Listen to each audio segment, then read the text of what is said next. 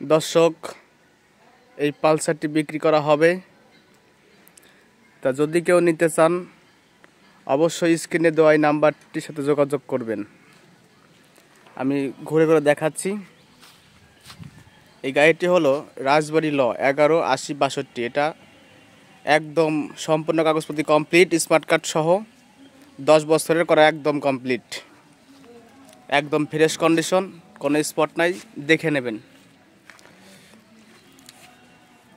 দেখুন, এটা double ABS, ভালো করে দেখুন। এটা হলো সামনে, আর এই যে পিছনে, ওই যে এবিএস দেখা যাচ্ছে।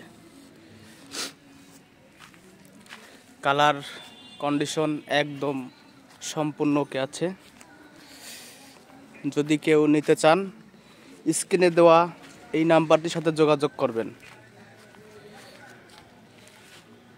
ধন্যবাদ সবাইকে, ভালো থাকবেন।